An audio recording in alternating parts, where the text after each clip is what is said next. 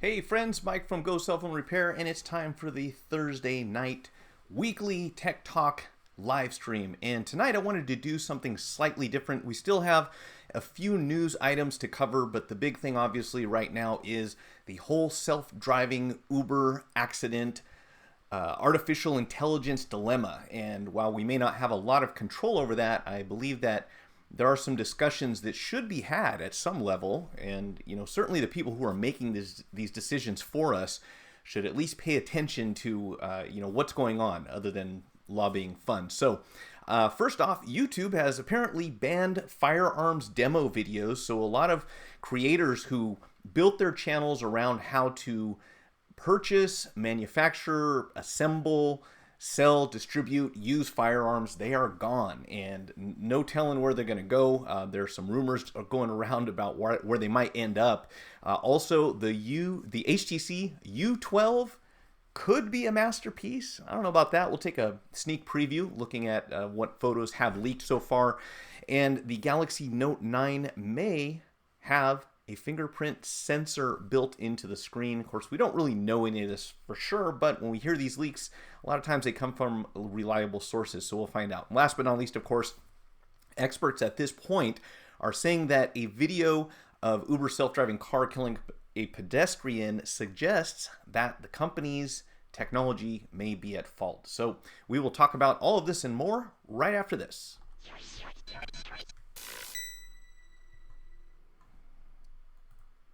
So hey, what's going on, everyone? Just last week, I think it was, Johnny had brought up something interesting about the rules of robots from an Isaac Asimov publication. And look at this. I am double screened already. Let's see if we can't fix this. Actually, let's go right over to this. And here it is. Okay, so Johnny, you had brought this up, and I knew that there were 3 rules, but there was also an additional one that he had added on. And why don't we just go ahead and start off with the Uber thing, because that's what I titled the video with, and I think that that's what most people end up finding this one based on. So if we take a look at these, and this is obviously from Isaac Asimov, who had published quite a few sci-fi books way back in the day. Great writing. And here are the 3 laws that he wrote into this, because the first thing that he anticipated was that artificial intelligence that operated robots the way that people saw them back way back then, which is in a sort of humanoid form, could certainly pose a danger to humanity, and there had to be some controls put into place. So his 3 rules, or the initial 3 that he came out with, were: number 1, a robot may not injure a human being through inaction, allow a human being to come to harm. Sorry, I left a word out there. A robot may not injure a human being, or through inaction allow a human being to come to harm. That was number 1. Number 2, a robot must obey the orders given it by human beings, except where such orders would conflict with the first law. Now, already we can see that this is going to be a very difficult challenge just to live up to those 2 for a multitude of reasons. But number 3, a robot must protect its own existence as long as such protection does not conflict with the first or second laws. So obviously, what he was attempting to do here was to build in a value system that put humans at the top of the food chain. So no matter what a robot does, it should always, or an artificial intelligence, one could argue at this point, or anything that operates autonomously, should, number 1, make sure that it's not doing anything to harm humans, and number 2, it should not allow humans to become harmed, even if that means sacrificing itself. Now, that part of the argument, I don't think anyone would disagree with. Of course, it's going to get a lot more complicated, because if you're writing a science fiction book, you can make a lot of assumptions about the way that artificial intelligence operates. But as we know, it's not as simple as just telling a car or a robot or a machine or a factory or anything else what to do, and it's going to be able to understand all of the implications behind its actions or inactions. Anything that we don't feed it, anything that it doesn't learn on its own, it's not going to be able to take that into consideration. And especially when we assume that, one of the primary uses of robotics and artificial intelligence will almost definitely be for military and law enforcement applications. How do you tell a robot that is built for war, or a car, or a drone, or anything else like that, that harming humans is, making sure not to harm humans is rule number one. That obviously goes out the window, right off the bat. Now, later on, he added a fourth rule, and this is at the end of a book called Foundation and Earth, and it is called a zeroth law. So apparently this is supposed to have come before the three rules, and that is a robot may not injure humanity or by inaction allow humanity to come to harm. So he wanted to take it one step further and say not only should artificial intelligence think about the immediate safety of the people that surround it, but it should also be able to understand the long-term implications towards humanity, which again, this is a huge task. This would be a very difficult thing to program. I mean, just imagine all of the variables that would go into something like this. So while his intentions obviously were in the right place, and you watch Terminator or anything like that, and many of these movies kind of operate based on this philosophy that robots are supposed to basically be servants to humans to a certain extent, and we don't want them to decide to take over the world, and obviously we don't want them to intentionally or unintentionally harm people.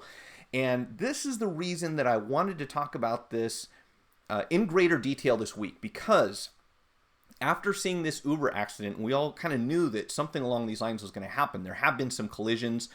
There have been many cases where it was actually the fault of the humans who were involved in the accidents and not the cars themselves.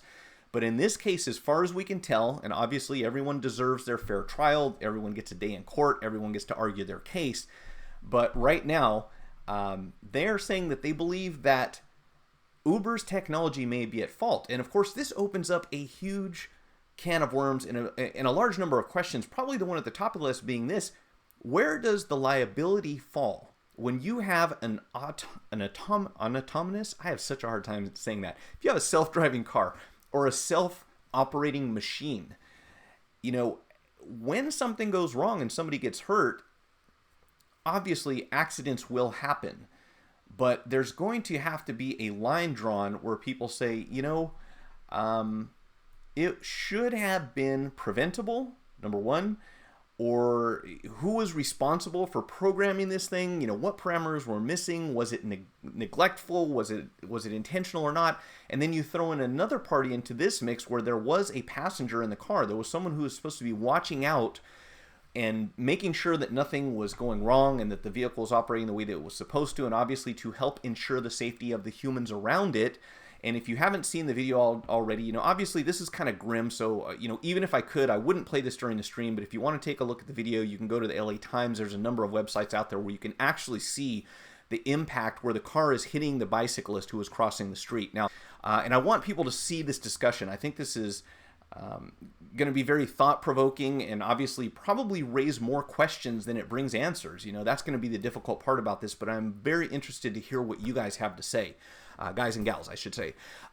Joshua, what's going on? Carl, we got Nate in the building, Real World Review. Obviously, Johnny here was from earlier, Dave, and that's everyone I can see in the chat. Now, I know there are other people watching, but if you're not logged in, I can't see your name, or if you haven't put something in the chat, there's supposed to be a way you can do a roll call on here, but I haven't figured it out yet. Anyhow, Johnny said, may someone baptize their AI project Skynet? Yeah, exactly. Take into consideration that they apply I hope I'm saying this right, teleoperated robotics for surgery. It's really no wonder why they cannot let robots drive a car alongside humans yet. And there's another good question. If there is a robot that performs surgery, what happens to the liability insurance? And what happens, if and when something goes wrong with that surgery? If they can prove that there was something the robot didn't do that it should have, or vice versa, who are people going to start going after? Because, nowadays, everyone is sue happy. So anytime they get a chance to go after money, they're going to do it. And this is my real question here for the Uber cases. Will Uber be at fault? Granted, if you watch the video, they've synced up the video of the person who's in the car and the view of the road at the same time. And it would be very difficult, I think, from what I've seen, to argue that the person in the car could have done anything about the impending collision. I don't think there was enough time for a human to react. And in that situation, a robot probably could have done something faster, but the problem is that nothing happened. Now, on top of that, it is worth mentioning that the person in the car happened to be looking down at the time, when this event occurred. So whatever they were doing, their eyes were not on the road. And obviously it's going to be hard to do that 8 hours a day while you're inside of a car. But if that's your job, I would assume they're going to be looking for someone else to fill that position if they continue this project. That's the really crazy thing about it. I believe they stopped all of the self-driving cars last time I checked. I heard the like button makes a cool noise now. I never tested it. Really? I didn't know that. You should test it. That's a good one. AI has to be tremendously tested. Hey, John Cassidy, how's it going? Dark clothes, no reflectors, walks out in front of a car doing 40 with seconds to notice. Physics are physics, and a human hits them just the same as the car, unfortunately. And, obviously this entire incident is very unfortunate. And the first thing that I was wondering is, why did this go wrong? Could a human have done anything different? And I have to say, watching the video, again, from what I saw, I don't think, me being in the driver's seat, everything happened so fast. I couldn't say I would have done anything different and been able to avoid the accident. But the thing about it is that we really think that one of the benefits of having machines on the roads is that they should be able to react in an instant and not have to think about what they're doing and take some course of action. And it doesn't look like that's what happened. A car can't stop every time it detects someone standing on the side of the road. Makes no sense. Yeah, well, and to be fair, watching the video, it did look like the person on the bicycle came out of the shadows. It was very difficult to see. But here's what I want to know, and I've done a little research on this. I'm certainly no expert. But my question is, it appears as if the Google self-driving cars, and I assume Uber is the same way, and Tesla and a number of other types of self-driving vehicles out there, utilize LiDAR, which is basically a laser type version of radar. They use cameras and they use an ultrasonic sensor, and they have a number of cameras outfitted around the car. So that if we had to say, compare a human to a self-driving car, I have to say, safety-wise, my money would have been on the self-driving car. This accident kind of raises the question, though, as to what went wrong with it specifically. And secondly, I may be way out of touch here, but why wouldn't every self-driving car that's going to be operated during hours of darkness not be fitted with some sort of infrared night vision? Because under ideal conditions, you can get anywhere from 100 to 500 yards visibility using a night vision setup. So I'm really surprised that these cars aren't outfitted with that. In fact, I remember seeing commercials a long time ago talking about how much safer these, it was like BMW and Mercedes had these infrared sensors built in order to avoid accidents that you, the driver, could not see coming because it was out of range of your headlights, but the infrared could still pick it up. So why would these self-driving cars not already be equipped with that, at least on the front, so they can see what's coming towards them? That to me is one of the big questions here, when it comes to preventing this type of accident happening. Now, here are the stats, in case you're wondering or you haven't already seen it. On Sunday, a self-driving Uber car killed one pedestrian. According to the National Highway Traffic Safety Administration, 37,461 people were killed on U.S. roads in 2016. Now, of those, 5,987 were pedestrian deaths. That's about 16 a day. So if you think about it, with the number of cars that we have on the road, 16 pedestrians being killed every single day certainly seems like a very small number compared to one pedestrian being killed. But here's the X factor. Here's the missing number. How many hours have these self-driving cars actually logged? I don't know the answer to that. So, if we had that information, we could probably put it into perspective and say whether or not statistically, and obviously we would need a much more long-term sample to tell anything, because if you were going to have something go wrong 1 out of a million times, it might happen on the first day or it might happen on the millionth day. We really don't know that. So we certainly need to collect more data and have an understanding as to what this implies. I believe that the more important underlying problem here is that there seems to have been a fault in the technology. Yes, people should, you shouldn't have this hazard coming out in front of you in the middle of the night, but these kind of things happen. I remember being on vacation recently and having a person who was intoxicated stumble into the road, and we missed him seriously by about 18 inches. So, these things happen, and at this point in time, many people are of the opinion that a human might be able to handle the situation better than a machine would. Again, where does liability fall? We don't really know the answer to that. And the interesting thing about this that really caught my attention is that just last month, this is on February 1st, Uber wanted to make it illegal for you to operate your own self-driving car within the city limits. And the reasons for this are obvious. If they are going to be a self-driving car company, they certainly wouldn't want any competition. So fortunately, we've had some legislation here, at least in Illinois, Nevada, North Carolina, Tennessee, and Texas. They've already preempted that by passing their own laws that says, no, you cannot come in here and monopolize the self-driving car industry, whatever the future of that may be. So, I wonder if they're not backing out of that whole idea at this point. Let's see. Where were we? I think I missed something here. Military drones are semi-autonomous in a sense that if they lost contact with the commanding signal, they can return to base and land automatically. We have yet to see a military drone go rogue. Fair enough. So drones obviously, are just doing what they're told to, right? So they're not really thinking for themselves, I would assume, outside of maneuverability, because if they are in constant contact, I should say in addition to that, if they're in constant contact with the person who's controlling the drone, then that's fine, right? It's at the point where we say, now we send in a drone and we teach it how to maneuver the landscape and the atmosphere. We teach it how to get to its target, and the actions, if it's autonomous at that point, then the actions it takes to reach the target have to also be taken into consideration, beyond the command that it was given. If it said to go to this destination and do whatever it is, that task that we're telling it to do, what it does between here and there, if it's not being controlled 100% of the time, I think that would call into question the morality behind that. So I do want to go over something real quick here in a second. Let me get caught up on the chat real quick, because I knew that you guys were going to be interested and have some very insightful input on here, and I certainly don't want to have this conversation with myself. That's why I wanted to bring it here. The only case in mind is the spoof done by Iran hackers to fool a spy drone into an Iranian airbase. That's great. In my opinion, Joshua says, nothing went wrong with the car. It was just the human's fault. Even if it detected her, she's standing on the side of the road. What is it going to do? Stop for every time it detects someone. Yeah, and it's obviously there are going to be some situations where you cannot get out of the way. If something runs out in front of you, and this is one of the things that we see happen all the time. It happens with deer, it happens with dogs, it happens with cats, it happens with all sorts of wildlife. You don't have time to steer out of the way. And that's a good lead into the next thing I want to talk about here in just a second.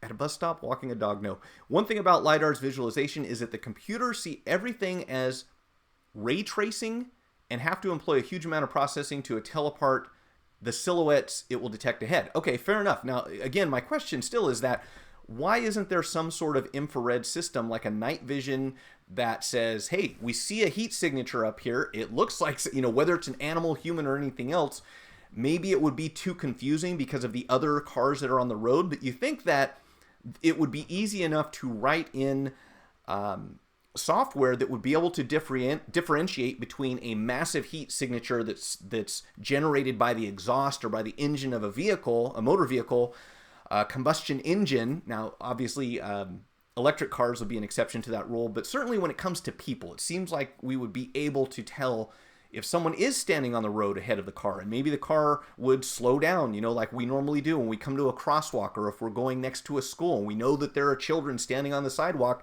even though the speed limit may be 25, when the kids are out there, if you're smart, you're going to slow down, right? Because kids have a tendency of running out in the street to chase a ball or whatever it is going on. So just a thought, I'm throwing it out there. I would assume that the general public wouldn't really know whether or not a drone caused harm, at least not in the country operating the drone. I need to move this chat because it's making me look way down here. Let me get that right up there, and hopefully I can read are you going to do that to me? All right, I really need a third screen here. This is tricky. Okay, let's go. With that said, AI is not even close to being self-aware. Siri and Alexa are considered AI, yet they can barely answer basic questions. Asking Alexa to play a specific song on Spotify is horrible. Yes, but she will laugh at you in the middle of the night, right?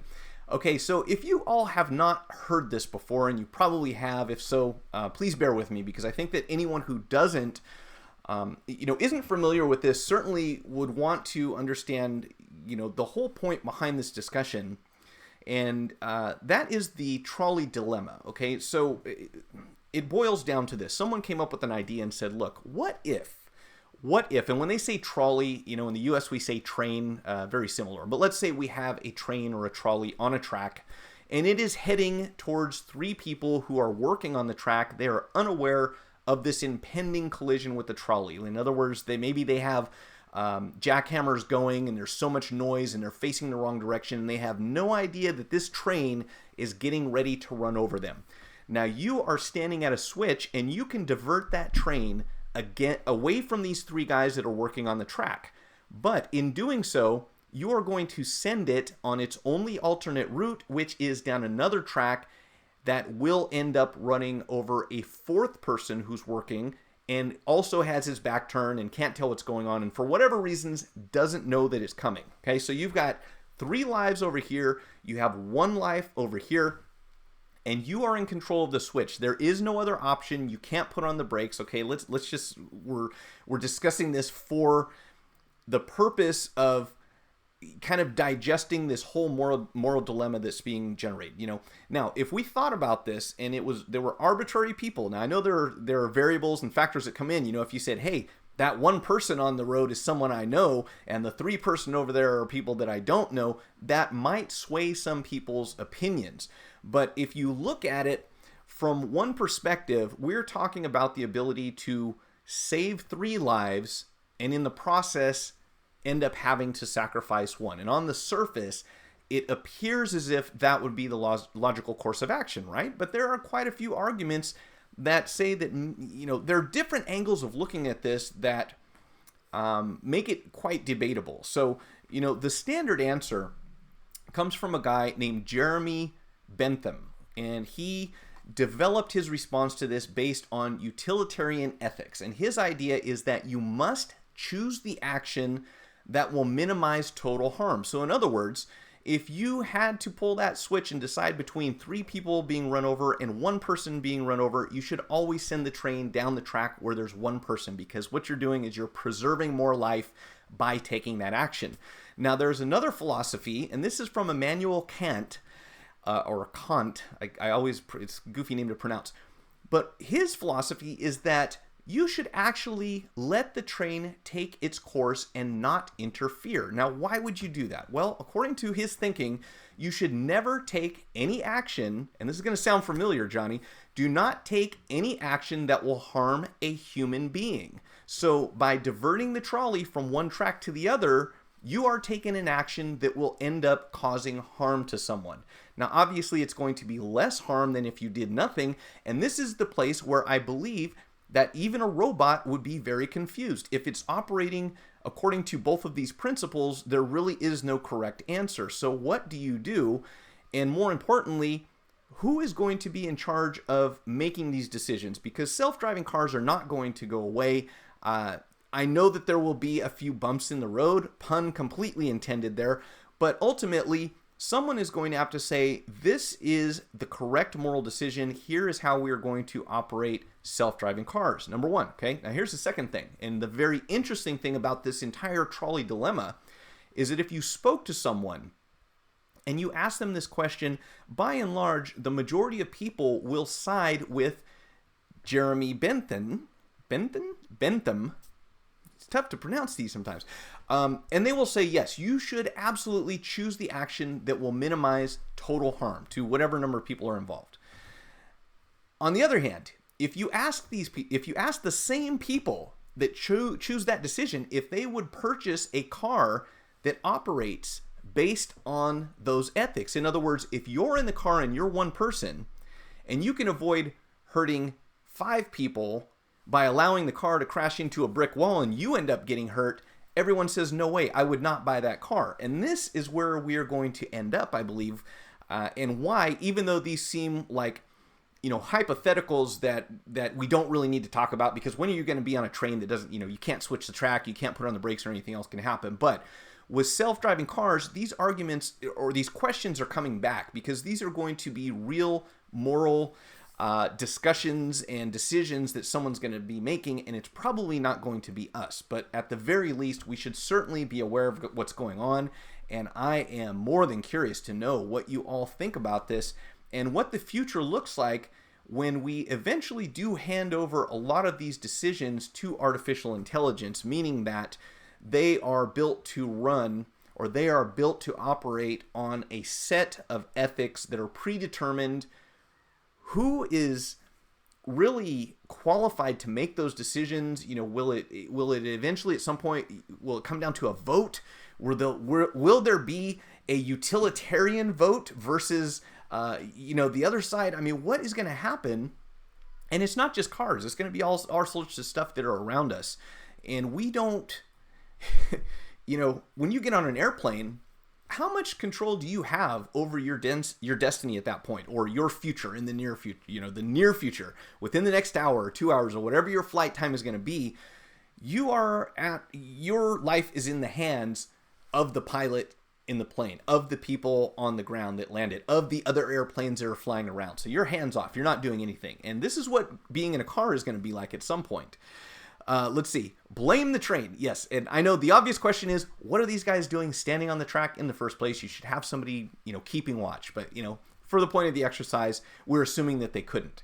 Let's see. With that said, infrared would not work in winter if the people were wearing heavy thermal insulated clothes. Good point. Something I hadn't thought of, but certainly worth considering. Now, I would think if it was sensitive enough, you would pick up some sort of heat signature from their breathing. Obviously, it depends on what conditions you're operating the car in. But if it's really cold, it might be icy too. So shouldn't they be going slower in the first place? Sorry, I keep getting lost in the comments here. Okay, self-driving Uber would GGE good in would do good in law enforcement if we could program it to run down certain classes of people. Anything with pizza boots for a start. I could not agree more. Anyone who has pizza, and they're, by the way, you can call them pizza boots. I actually love that. But technically, it's pizza tops. That's what they're calling them. It would blend in with surrounding background temperature. Okay, fair enough. So maybe it wouldn't work all the time, but to not use it in Arizona or Nevada or California, I believe is a mistake. I think if it could help save any lives, it's certainly something we should consider equipping these cars with. I would like to know what Trump's answer for the train question. Oh, I could probably tell you that one. Yeah, that's what that was. Blame the train. Okay, yeah, exactly. We have the best trains. But what if the three people were transgender and the one wasn't? Not touching it, Wayne. Keep baiting me, man. You're going to get me in trouble here. The argument about doing the less damage and harm is not amoral, but a political issue, and it would be hard to teach an AI to be politically correct. Is not a moral issue, but a political one. The real answer is fire the people that schedule these workers to work on both tracks at the same time. Yes. I vote for Kim Il-sung ethics. Okay. Do you mean autopilot in the plane? Yeah, well, there is an autopilot in the plane, but there is actually a pilot in the plane, right? Unless they're sleeping that whole time. I hope not. Cruise control and airplane autopilot use analog, self-regulated controls with no AI involved. By the way, guys, as far as the Winnebago story that we talked about a couple weeks ago, as far as I can tell, that is complete urban legend, never actually happened, but it does make a good story to talk about someone buying an RV and thinking, oh, the thing can practically drive itself, and then putting it into cruise control and just go ahead and drive down the road. What happened here? Let's see. I would love to see in slush where I live, woohoo, in a snowstorm. We'd see fish in the ditch. You can show that. That's all right, Carl. I was gonna approve that. It's not a big deal. That wasn't too obscene. Well, hopefully. Okay, so there was another little thing here about this self-driving deal that someone brought up. So if and when they do start to operate with the standard procedure of try to save as many lives as possible, we are probably going to see pedestrians walking around in larger groups. Because if you think about it, if you know that when it comes down to a car making a decision to save the most lives possible, it's going to aim away from the direction of a big group of people, because that way you do less damage. One thing to think about.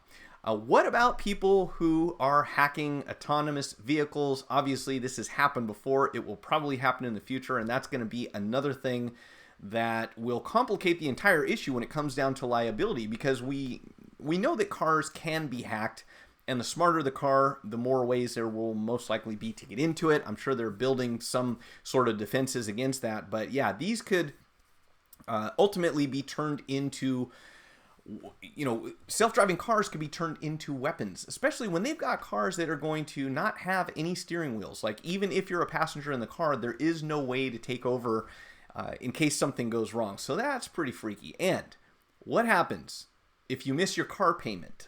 I know, it sounds silly, but you think about it.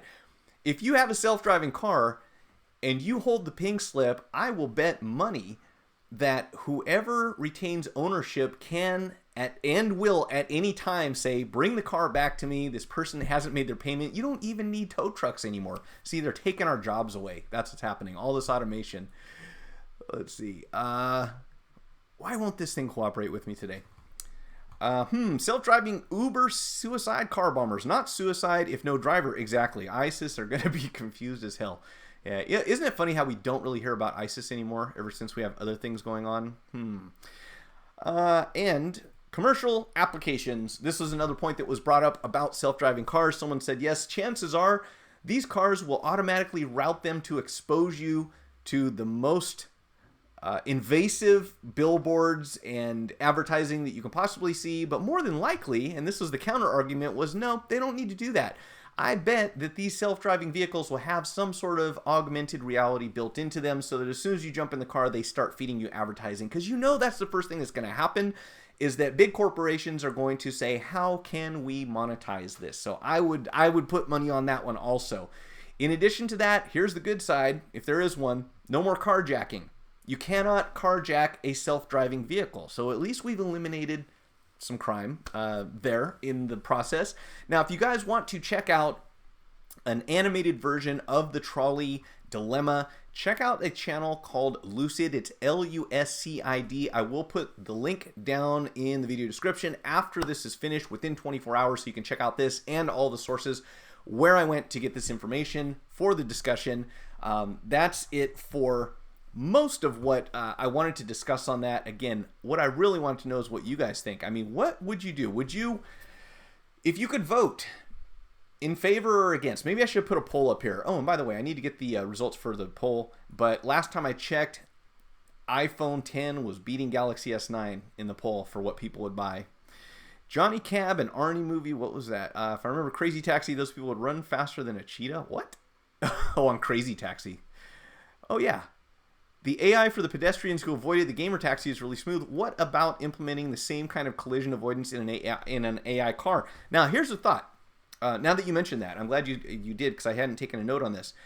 One thing about this, and I can see this being a huge selling point, would be, what if everyone who's carrying around a GPS device in their pocket and is connected to a network, which is pretty much everyone at this point, and you're a pedestrian, a pitch to sell this as a safety feature would be to download and install an application on your mobile device that would tell any self-driving car in your proximity of your location, so that way, if you're about to walk out into the street, or if you're around the corner before it makes a turn, or even if you're making a lane change in your car, these self-driving cars would have a GPS map of any pedestrians, any drivers, anything else, bicyclists, anything that's around them.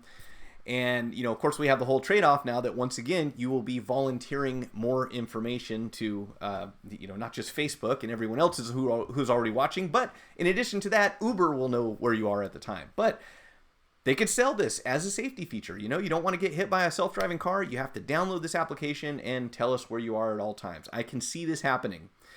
Also, there is a Japanese animation about a future without human drivers, and the only few who can drive an analog car is tasked to stop rogue AI cars. X-Driver. Oh, I'm watching that for sure. That sounds like a great movie.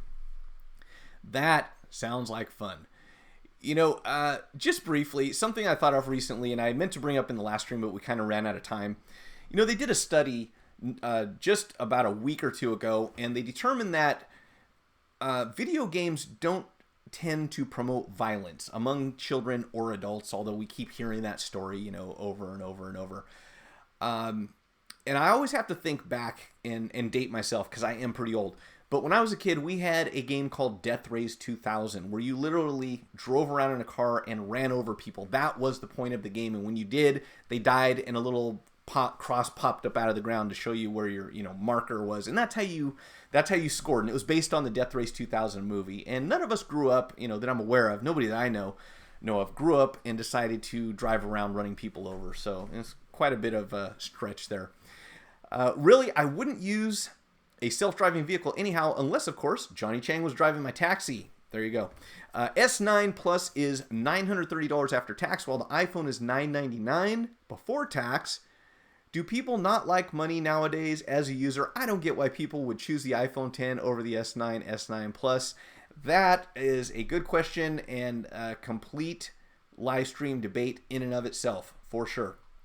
Now, before we go too far here, I do want to just mention these briefly because I thought you all would be interested to see them. So real quick here, YouTube has decided, oh geez, what happened there? Why are you going to self-play a video? That really annoys the heck out of me. Can you just stop? I can't stop it. I don't know what to do.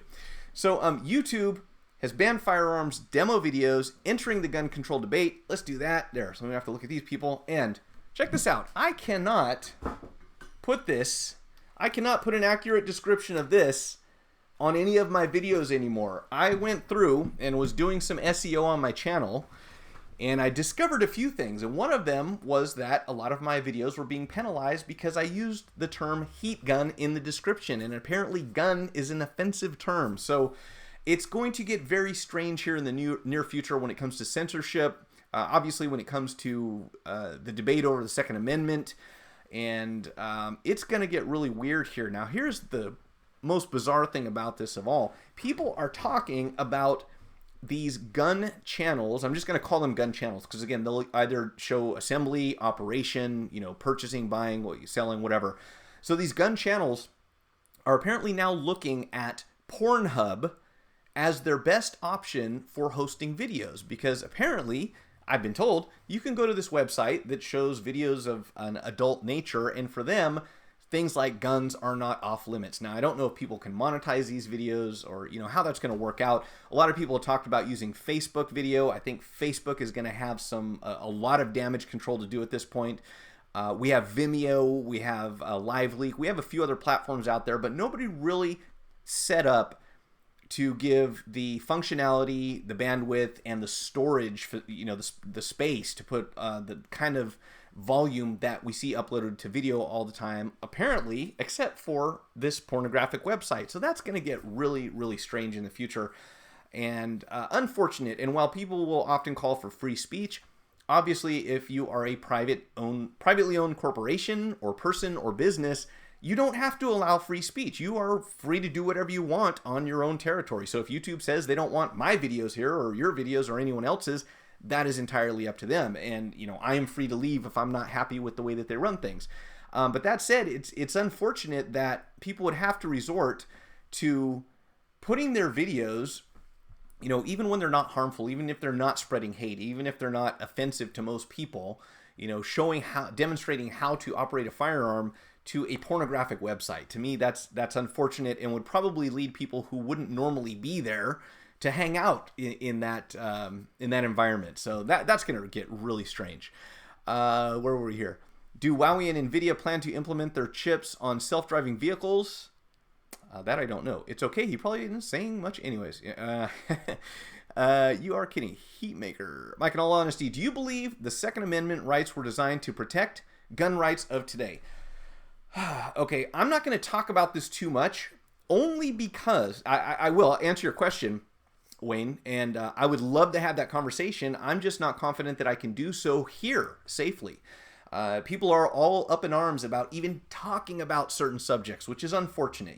I do like the idea of free speech, and I do like the idea of the Second Amendment. And with that said, I don't think anyone can argue that when the Constitution was written, they had certain things in mind. The Second Amendment definitely does not extend to anti-aircraft or shoulder-launched rocket-propelled grenades. There is a limit, right? So do I think that Second Amendment rights were designed to protect gun rights of today? I do not believe that the Second Amendment was intended to protect all of the firearms that we have available to us today. No, I don't think so.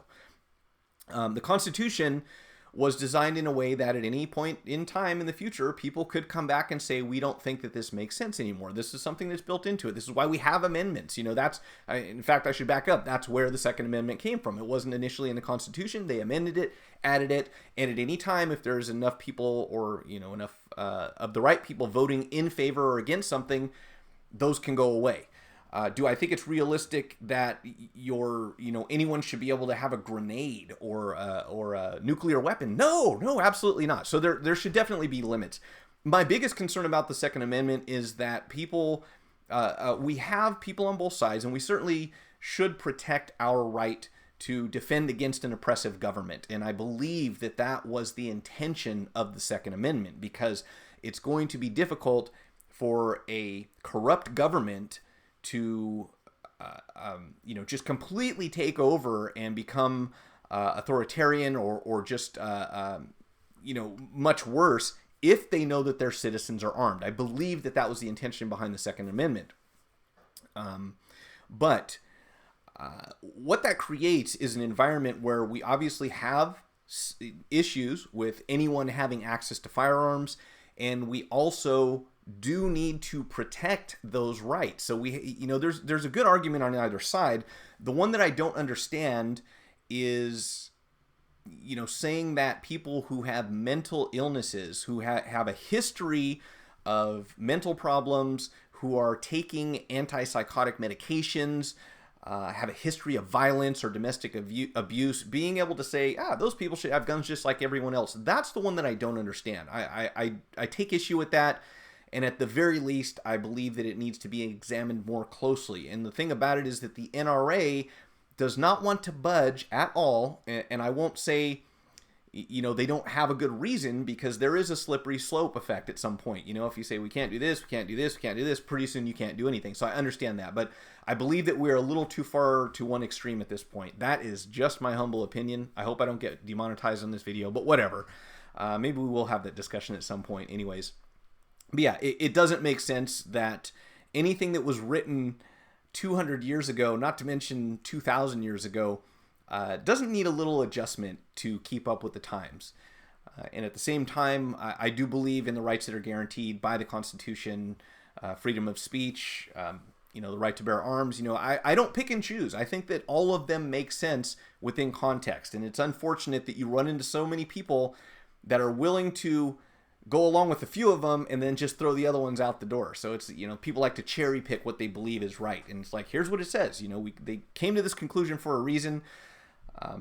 It's a weird environment to live in. I probably went on longer on that one than I needed to. So where were we? Please don't steer the topic out of whack. Sorry, Johnny, that was my fault. I did get off on a tangent there. I've been known to do that. Trudeau wants us to speak gender neutral. Facebook and many other platforms go over the line to be politically correct in their filters. This is insane.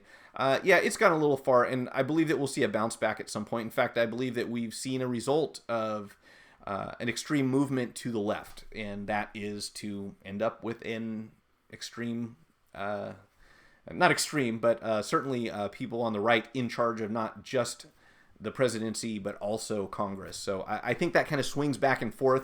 And we could also go off on this tangent as well, but there is a good argument for both mentalities, liberal and conservative. There is a good argument, and they all make sense within any given population to have a limitation on what you allow to enter into your population, and also there is a good argument to help and to support people who need it. So those two, I think, will be at odds indefinitely. I don't think that will ever change, but every few years we swing one direction and then back to the next, and then people get tired of that and go back the other way. So yeah, the gender thing's kind of weird, but I certainly don't want to touch that one. DTube is a website similar to YouTube and Vimeo and gives people the option to upvote your videos with Steam. Crypto. Oh, nice. Hey, I like that. I need to start accepting cryptocurrency and become a gamer channel. Although right now most videos on there are about crypto. Was the First Amendment designed for computers and cell phones? Can make that argument about a lot of things. Yeah, good point. Let me adjust my chair here a bit. Honestly, I think rules are created to be permanent instead of being changed. The moment you start changing rules to accommodate one part or another, all hell breaks loose. Okay, fair enough. My personal opinion is it's too late for USA gun control. Too many guns already out there. Yeah.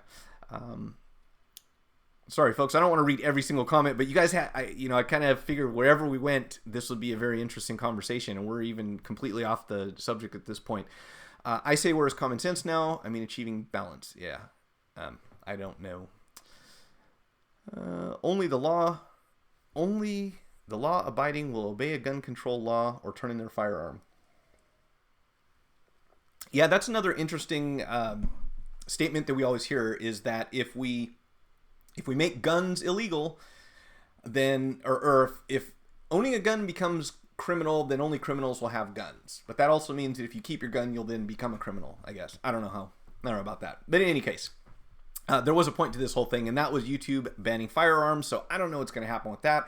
I feel bad for the people who have legitimate channels, and they're trying to do their thing, and maybe they're firearms enthusiasts, and maybe they're not, showing off assault rifles, but they're doing something else. I mean, there are a lot of good arguments for being able to own a firearm. I can think of a lot of vulnerable people in this day and age who may be living in an environment where their safety is at risk and they need to be able to defend themselves. So, to take that away from them doesn't seem likely to happen anytime soon. But to completely say that it's off limits to talk about, demonstrate, promote, or, even look at these things is kind of weird. And yeah, the censorship thing is getting pretty, YouTube is certainly at the fringe of political correctness. I mean, they go pretty far in one direction, and for whatever reasons, that is what it is. It's bad for folks teaching firearm safety through videos for sure. Great point, and probably one of the biggest downsides to this thing being that, hey, we're going to show you how to operate a firearm safely. Well, not anymore. Figure it out, right? I mean, obviously there are other options, and I'm certainly in favor of some sort of training for anyone who's going to be operating a firearm. And I got to say, my favorite quote of the year so far, my favorite quote of the year is, and I'll probably paraphrase here a bit, but Samuel L. Jackson said, if you want to know what to do as far as firearms policy, you want to talk about guns, you want to know what to do with them, talk to someone who's been in a real gunfight and ask them, not the armchair enthusiast. Talk to someone who has operated a gun and fired it and been fired at, and talk to them about what we should do with guns. I think that's probably some of the best advice I've heard for a long time. All right, so let's get off that one real quick and go over right here to the HTC U12 Plus. What do you guys think? So this is on SlashGear, and I don't know, obviously when these are leaked images, they could be completely fake. They may or may not. It looks like we've got a close to bezel-less design on this thing. Someone said the back of the phone looks like a smiling raccoon. Obviously, that's going to be more than likely a fingerprint sensor on the back, dual camera setup. And will this be how HTC digs themselves out of a hole? Because at this point, they're doing well in some departments, but not so good on the phones.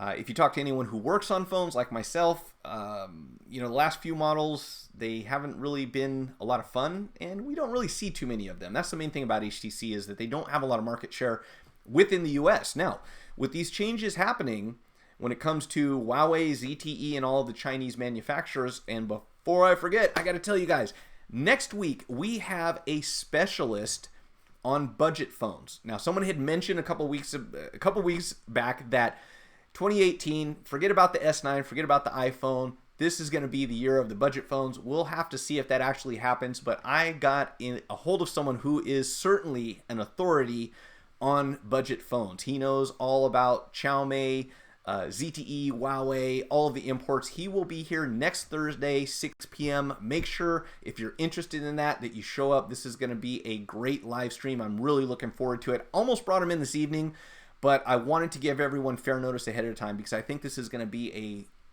very interesting discussion, and I know that I learned a lot by watching his channel. His name's Z, and his channel, I believe, is Z Tech Reviews. Go check it out if you have a chance. No, not Lewis from Unbox Therapy. You know, I should contact him. I have a feeling I know what his response would be. He's a very busy guy, and but still, I'll hit him up. Why not? Maybe we could get him on here. That would be fun, right? Let's see.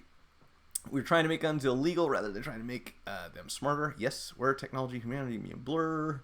I had that movie downloaded, but I haven't had time to watch it. I think it's, sorry, let me get caught up here and back onto this topic. We will hopefully implement more smart features for guns. Okay. Year of the budget phones. Have you seen the ZTE Axon Mini 7? Awesome cheap phone. I have not real world, but we will probably be seeing a lot of phones when we have him on here. So I'm going to get this thing set up so that he can present and show us images that he has. Really cool guy, and I'm sure he'll have a lot to say. So bring your budget and your other brand phone questions next week. This is going to be a really fun live stream. Now, they're saying on the HTC that we're looking at 6 gigs of RAM, up to 256 gigabytes of internal storage, dual backside camera with 12 megapixel shooter, and a 12 and 16 megapixel camera system on the back. The camera array is part of the Sony IMX3XX family, also highest end for 2018. Inside there will likely be a 3420 milliamp hour battery, and the device will probably have an IP68 protection. Obviously, rumors, leaks, conjecture, we don't know for sure, but that's what they're saying may happen. Android 8.0 Oreo and Sense 10 will likely be in the device with treble support and AB seamless updates. So you can pretty much count on both single and dual SIM editions as well. So we'll see if that happens. And, you know, really, I wish HTC the best. I hope that they do something, because if this phone doesn't bring them back, I really don't think that we'll see much from them in the future. We'll find out. I am not a fan of ZTE, but that was an awesome phone. Reviews in the works one day. Hey, real world, how is your S9 review going? Because we are all looking forward to that. You probably won't be able to afford one of those cheap phones with Uncle Donald's China tariffs. Thank you for bringing that up, Wayne. This is one of my concerns here, not only for imported phones, but also for parts. Because as you know, Trump just initiated this huge tariff thing on Chinese imports, and if we engage in what looks like a tariff war, then everything that we buy from China could start costing a lot more, which is going to make repairs more difficult for us. It's going to make customers not happy, and it's going to increase the chances that someone goes back to a manufacturer, you know, to get a repair done. So this will not be good news for us. And they're saying that worldwide it's not going to be good for the economy everywhere, because all this stuff trickles down to every other country, you know, that's involved, which is everyone for the most part. So I'm not sure what he's doing there. I don't know. I'm just trying to make things different. That's the impression that I get. If you have any Fry's Electronics or Best Buy near you, it might be easier to get budget phones. eBay and Amazon do that. By the way, as of today or yesterday, I think it was, Best Buy also dropped Huawei. So you already heard that the deals for Huawei to be represented in AT&T stores got killed a while back. Now they're booted out of Best Buy. Probably the only place you can get them is Amazon, and I think there might be one or two other small places online you can find them, but it doesn't look like Huawei. Unless something changes dramatically, we may not be seeing Huawei phones in the US for much longer. It's going to be horrible for the world, so let's do it. Yeah, it seems that way. It's going to create chaos. Lovely. And he did say that he likes chaos. So the Galaxy Note 9 may have, I know it doesn't sound definite, but may have an in-screen fingerprint sensor. If it does, this will be more fun for those of us that work on phones, because that will most likely mean, you know, I shouldn't say this, because maybe Samsung will take the same route they did with the fingerprint scanner in the past, and that is to build the security into the motherboard on the phone instead of building it into the component where it gets read, which I think makes a lot more sense. And if history is any indication, that's what we'll see, rather than something silly that another company might do, like build the technology and the security enclave into the screen itself so that we won't be able to trade them out. So hopefully that'll be the case. Again, I don't know about the rest of you. But if I were to use a fingerprint scanner, I don't really think that is an ideal place for it. I would much rather have the fingerprint scanner be on the lock button. You know, we naturally hold the phone in our hands this way. So anytime you're reaching over to the screen, you're engaging in something, you know, sometimes you just want to unlock the phone, see what time it is, see if you have messages. If you just pick it up and as soon as you touch the lock button, it reads your fingerprint. To me, that would make a lot more sense, and it would probably cost a lot less. I don't know what makes them think that they need to have this, you know, fingerprint built into the screen itself, like the entire screen. But if that's the way they choose to go, that's going to be interesting. I would assume that it may create some issues with unlocking the phone if your screen is damaged as well. Not to the point where you can't see, but to the point where the glass is cracked and the digitizer is affected some way. You may be locked out of your phone. I don't know. It's going to be horrible. Oh, come on. I want the bendy phone. Yeah, me too. I do want like a truly flexible phone, not one that folds in half and has a border that goes around the whole thing. DNA scanner. Yeah, no, not me. I don't lock my phone at all. Well, Wayne, I do actually. And I lock my phone because I am logged into everything on my phone, and I'm not saying anyone would have a reason to, but if they grab my phone, they'd have access to, they could start live streaming on my channel right now.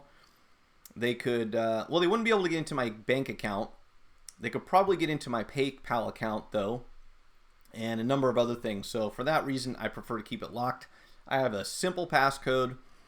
That's the funny thing about it. It's so simple, probably no one would ever guess it, but I haven't donated my facial recognition, my fingerprint, my DNA, or my saliva or anything else to get into a phone yet. I really don't see the need for it. Sony does that, but fingerprint scanners send you right onto the main screen, so that means simple steps to check notifications. Cool. I don't lock either except for reviews. Okay, well, you know, hey, to each his own. I've got a lot of stuff in my phone that I don't want people to have access to. And it's not the people that I know, it's people that if they were to end up finding my phone or stealing my phone could do damage to me. So for that reason, I keep it locked, but that's just my personal preference. So that, ladies and gentlemen, is just about it. We're back to the 3 laws of robotics, which means I have covered all the material in 58 minutes and we have 2 to spare. So that was pretty much it for today. I want to say thanks to everyone for joining. We will definitely have a live stream Monday at 2 p.m. Next week, we're going to have a lot of fun Google Hangout with Z from Z Tech Reviews. You should absolutely check that out. I hope to see you all here again. And let me think, what else do we have? Oh, I was going to mention, if you caught the very beginning, that was, in fact, an iPhone 6 backlight circuit rebuild. And I got to say, if you're not already subscribed to Jessa Jones' channel, iPad Rehab, and you're doing micro soldering, you absolutely should be. She 100% called it. I'll show you a still image next week. I go down inside this thing, and it had blown the cap underneath the shield, so I had to pull the shield off. The filter was still good, which was interesting. Go in, and the cap that's blown, I didn't notice it at first, but when I went in to go and start clearing the underfill, there was a tiny, tiny little ball of solder sitting right next to the shorted cap, the one that had blown, basically. So her explanation, if you watch her video about completely rebuilding the iPhone 6 backlight circuit, she mentions that the way that they manufactured this thing, it appears as if maybe it was sloppy at the factory, maybe the components were too close together, but for whatever reasons, a lot of the iPhone 6 and iPhone 6 Plus series end up having tiny little bits of solder left over from the solder paste after it's been heated in the oven. And those things are rolling around or sitting there somewhere inside the phone. And someday, maybe someone goes and drops it. Maybe heat causes something to expand a bit. But for whatever reason, if you're seeing backlight circuits die on iPhone 6 and iPhone 6 Plus phones for absolutely no reason, there's a good chance that some solder paste got out of position, melted, turned into a ball, and ended up shorting something together. And that's exactly what happened on this phone. And if anyone has a suggestion as to, we talked about getting underfill off last week, and I still don't know what the easiest thing to do with that other than heat and physically picking it off is. There's got to be a chemical that would clean it. But beyond that, my other question is how to remove that stupid backlight coil without just basically destroying it, because so far that seems to be the best option. You really can't heat it too much because it's sitting there, not too far from the processor. And every instructional video I've seen so far for replacing that backlight coil on the iPhone 6 just goes in there and mashes it up and destroys it until you get down to where it's soldered and then heat the rest of it off. So if anyone has a suggestion for that, let me know. Also, if you're doing those, microsolderingsupply.com has a universal coil that fits like from the 5S all the way up to the 6S or the 7, I think it is. I'll have to double check, and it is much easier to work with than those silly looking ones that come with the phone. So definitely check that out if you're doing it. Heat it when your ball is just sloppiness at Apple manufacturing. I know. How dare I say something like that? That can never happen. Just keep a Note 7 so if someone finds it, it might explode. That's good. Nobody talk about dumb phones anymore, Nokia style. I would. I'm thinking about, sometimes I want to just pop my SIM into a dumb phone and like be offline for a while. Either text me or call me or that's it. I'm not available. Do Mike use dentist tools in his repairs to deal with fillings? SMT soldering tip. Yeah, Wayne, that's what I've been doing. I sacrificed one soldering tip and that's all it does is melt off coil, like, destroy the coil with heat and the underfill. But I wish there was like a better way to do it. Do I use dentist tools on occasion? Not too much. I have some dental tools that I used to use, and I'll show you guys if you're interested what I've been doing more lately. Because the dental tools are good. See if I can find this right quick. Oh, where'd you go? I think I lost it. Well, the dental tools are great, but if you've ever seen those really cheap tweezers, the black ones that they sell with a lot of cell phone repair kits, the straight type, not the curved end, I suppose you could do it with either one. But what I did is I took a pair of tweezers, I broke it in half, and I took a file and I just filed down the tip of that thing till it is super, super, super small. Like it's sharp. You'll stab yourself with it. It's literally like a needle. And I've been using that instead of the dental tool because it's smaller and it'll get into smaller areas than those will. I used to use them, but not so much anymore. And I think that's it. Ventus tweezers. Wayne, I have a company that solicited me for some parts with these, I think they're green or blue tweezers, and they look like they were supposed to be super high precision. They're like $18 a pair or something. So if they send me a pair to demo, that might be my next option for doing those. All right, folks, thank you again so much for joining me. I'm going to get out of here. It is 7 o'clock and time to get back to doing whatever it is you've been doing. So until next time, have a great weekend. And if I don't see you Monday, I will see you Thursday, 6 p.m. Pacific Standard Time. Have a good one.